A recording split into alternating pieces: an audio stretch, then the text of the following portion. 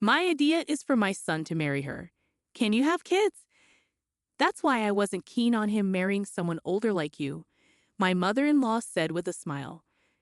Beside her sat a younger woman, and my husband, the most important person, remained silent next to her. I'm so tired of dealing with his family. I stormed out in anger, but quickly wished I hadn't and wanted to make things right. I feel really bad about marrying into this family. My name is Olivia, and I'm 38 years old. I met my husband, Sam, who was 8 years younger, through a friend. I was unsure about dating him because of the age gap, but he said, "Age doesn't matter.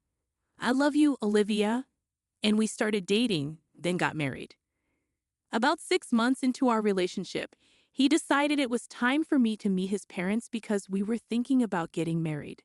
His mom didn't like the idea because of our age difference. She said to Sam in front of me, "I thought you'd bring home a young, pretty bride when you talked about introducing the woman you might marry." Oh dear, Olivia is 38. Sam, I mean no offense, but think about it again. Younger women are better. His dad stepped in and said, "If Sam thinks it's right, then it's right, isn't it? Sorry for my wife's rude comments, Olivia." After that, they agreed to our marriage. My father-in-law was someone who would calm down my mother-in-law's mean words, seeming like he didn't like arguments. But after we got married, he often ignored things that were wrong, which was disappointing. Sam's family was famous for owning a lot of land in our small town, and my mother-in-law bragged about it a lot. Even though she wasn't actually related by blood, she married into the family, just like me. This family is wealthy, and Sam, as their favorite, has a charming personality that's almost like a dream. The guy I dated before Sam was really careful with money, which was hard, so I like how Sam is generous and relaxed about it. Even though my mother-in-law reluctantly accepted our marriage after my father-in-law scolded her, she doesn't seem happy about it. She keeps telling me how a good wife should act, which is annoying. She's influential among the local women and is proud of leading the Women's Association and being popular. She insisted I meet the association members on a weekday to make a good impression on them. She introduced me with a proud smile, but some of them whispered, "You'll face challenges too," suggesting she wasn't as popular as she claimed. "Oh, and I was also advised to have a fertility checkup," she added. I felt a bit uneasy that it was my mother-in-law, not Sam, who suggested it, but I was curious too, so I agreed. The exams weren't pleasant, but I wished there was a way to make them easier. Sitting in that examination chair felt like torture. Despite the discomfort, the results of my checkup were good, and I felt relieved when the doctor said, "You're healthy." Sam seemed worried, but he relaxed when I told him the news. I shared the results with my mother-in-law, hoping we could now enjoy our marriage without worries. Then she said, "Great, you've cleared the first hurdle." First hurdle? What does she mean by that? I thought she'd be happier. Was she hoping for a bad result? I was unsure how to react when my mother-in-law made an unexpected suggestion. "Once you're married, let's buy a duplex and live together. You'll need to chip in for the down payment and mortgage. You work in administration, right? Your salary might not be high, but you should manage considering your age and experience. I'll cover the rest of the costs for the duplex." I was taken aback by this sudden proposal. I glanced at my husband beside me, but he remained silent. "Please help me out." "Well, about living together, Sam hasn't mentioned anything to me," I replied. Besides feeling insulted about my job being belittled, I was more concerned about the duplex and living arrangements. "You haven't heard?" "Oh, Sam probably thought it was understood. That's not good. We always planned that when Sam got married, we'd all live together." I felt a shiver run down my spine.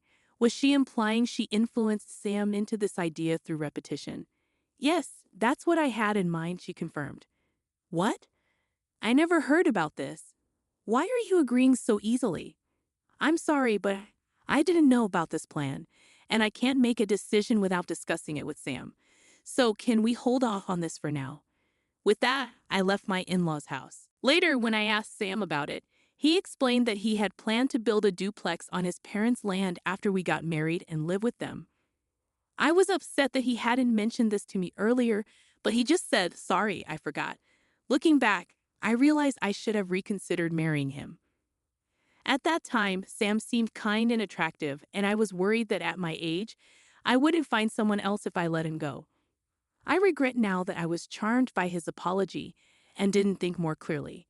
It seems I got caught up in the idea of marriage and didn't see things clearly. So I ended up agreeing to build the duplex my mother-in-law wanted, and I ended up paying for half of the down payment and mortgage. 6 months after we got married, I found out I was pregnant. To be safe, I didn't tell my in-laws until things seemed stable. I was worried something might go wrong. Once everything was okay, I told them the good news. They were thrilled and started talking about baby names right away. They were hoping for a boy, but we didn't know the gender yet, so it's still a surprise. There's some pressure, but it feels good to make them happy. They suggested I quit my job for safety, but since I help out with my family's business, I have a flexible role. I chose to keep working as long as I felt okay. My pregnancy was going well, and I began to feel the baby moving inside me, a moment filled with both mystery and joy. I'm grateful for the experience of being a woman and feeling this happiness. Every time I go for a checkup, my husband Sam and my in-laws eagerly await news of the baby's progress, and I'm excitedly anticipating the birth. I believe having this child will strengthen my relationship with my mother-in-law. One day, amidst what seemed like a bright and ordinary day, I noticed that the baby's movements were becoming weaker. An indescribable anxiety engulfed me, and I rushed to the hospital. The doctors delivered devastating news. Something was wrong with the baby. How? Why? I was living my life normally. What had I done wrong? Fears of the unknown gripped me as I was admitted to the hospital immediately. Despite the doctor's efforts, my child's journey ended too soon. Just a few more months, and I could have held my baby. Why did it happen so suddenly? It felt like just yesterday when the baby was lively inside me. Was it my fault? As tears streamed down my face, my husband's words cut through the grief. How long will you cry? It's done now, isn't it? Crying won't bring the baby back. Stop crying. I was stunned. What was he saying? Our child had just passed away. Although taken aback by this unfamiliar coldness from Sam, my shattered state of mind left me unable to respond. The day I was discharged from the hospital arrived, but Sam didn't come to pick me up. Putting on a brave face, I reassured the concerned nurses that I'd manage fine on my own. Arriving home in a taxi, I was met by Sam, my mother-in-law, and a stranger. "Welcome back. It's unfortunate, isn't it?" My mother-in-law said with an odd smile. "Yes," I replied, taking a seat on the living room couch as directed. The seating arrangement felt strange, with my mother-in-law and the stranger sitting across from me, and Sam beside them, showing no signs of comfort or eye contact. Then my mother-in-law spoke up. "We've discussed this with Sam. Since you can't have children anymore, we don't need a daughter-in-law who can't provide in here, so we've arranged for this girl to marry Sam." I was stunned by her words. As I struggled to come to terms with the loss of the baby, tears brimmed in my eyes. But I fought back, knowing that giving in to tears would mean admitting defeat. Unable to lift my gaze, I kept my head bowed. Despite my despair, my mother-in-law pressed on mercilessly. "Well, if you're suggesting you'll support the family financially instead of having children, we might consider letting you stay. But can you really provide for us if they leave you behind?" I was bewildered by their conversation. Instinctively, I looked to my husband for support, but he avoided my eyes. Beside him, a woman who looked triumphant stared back at me. I recognized her as Sam's childhood friend, introduced to me at our wedding. Seeing my husband's reluctance to meet my gaze, I realized he wasn't on my side. A chilling realization washed over me, sharpening my senses. While I was in the hospital, it seems they made their plans. They want to kick me out, the woman who can't have children, and bring in a younger wife to have in here. If I stay, I'll only suffer more. There's nothing for me here anymore. Finally understanding this clearly, I said to Sam, "I get it. Let's divorce. Please be happy with your new wife." And so I left the house and went back to my family home. My parents were surprised but welcomed me warmly. They knew about my miscarriage and were outraged by the cruelty I faced so soon after leaving the hospital. It was a relief to feel their love after so long, and I ended up crying a lot that day. Exhausted from crying, I fell asleep. But the next day, my mother-in-law and husband, who had treated me so cruelly, showed up at my family home. At first, my mother answered the door, but when she realized who it was, she refused to talk to them. Then they started ringing the doorbell nonstop, shouting, "We take back the divorce. Come back now." In truth, my family owns a barbecue restaurant, a well-known spot that serves a globally recognized brand of beer. Many famous people, including celebrities and athletes, dine there. However, my husband's family comes from an old and respected background. They had a negative opinion of my family because of our restaurant business. They held on to old-fashioned beliefs that restaurants were shady and that our family background was lacking.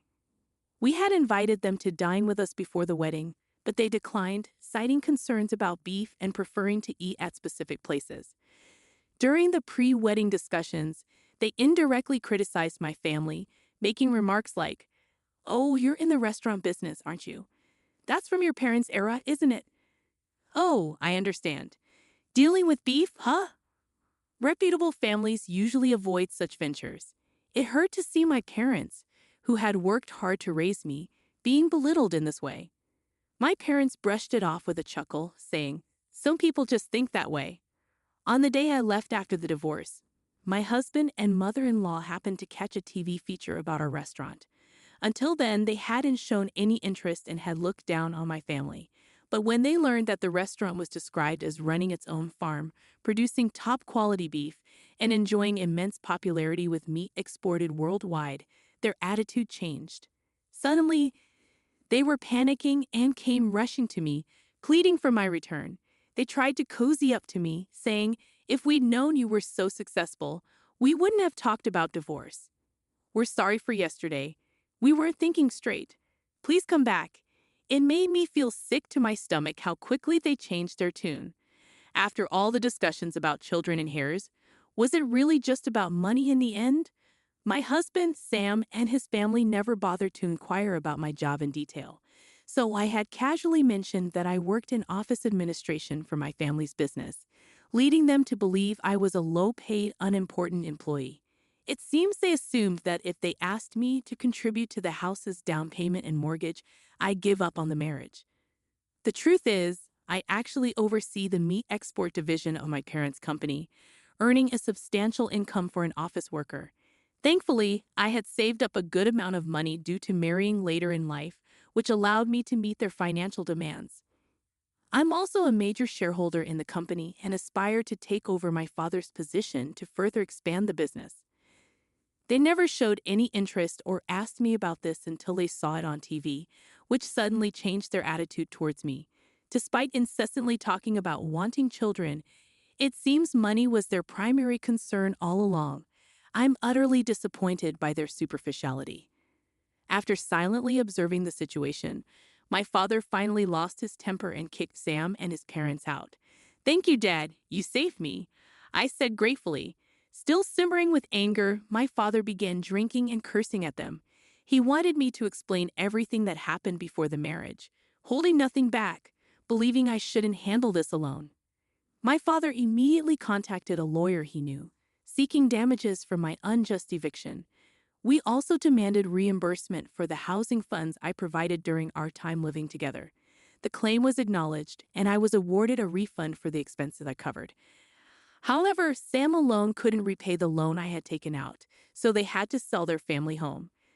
Despite being a luxurious house on rural property, it still had a substantial mortgage remaining even after the sale. Moreover, the house was filled with Sam's mother's eccentricities, making finding a buyer willing to accept it as difficult, which could delay the sale. Luckily, they were able to sell some of their separately owned land, allowing me to recoup my money first, which was a relief. At this point, I was grateful to have married into a landlord's family. Sam and his parents were forced to leave their beloved two-family home and now seemed to be struggling in a rented apartment, trying to repay their loan. Oh, and as for the woman who was considering marrying Sam, she was only interested because she thought she'd live in a big house and that his family was wealthy. But as soon as she found out they were going to lose the house and still be in debt, she disappeared. I think it was smart of her to run away because if she had married him, she might have been pressured to have a child and maybe even forced to work because of her young age. This area is still pretty rural, so news spreads quickly. Gossip flies around, especially when it involves a well-known family like Sam's.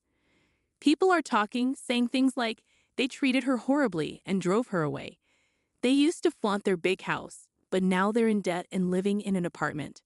Both the wife and the potential new wife have left them. Their family line might end with this generation.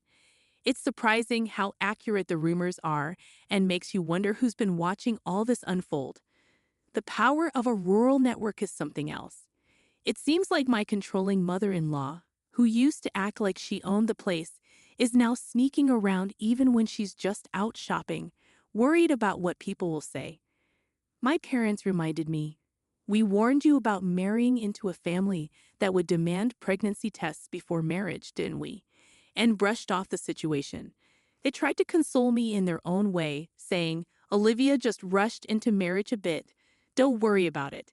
It's okay if you stay home for now. They show their care in their own unique way. Despite the challenges we faced, like being evicted and going to court, I can sense their happiness at having their daughter back home. I'm grateful for their warmth and support. It feels like I've woken up from a bad dream about my married life, and now I'm free. Although I have a divorce behind me, I'm still in my 30s and haven't given up on marriage. Once things settle down, I plan to focus on finding a new partner. But for now, maybe I should dedicate more time to doing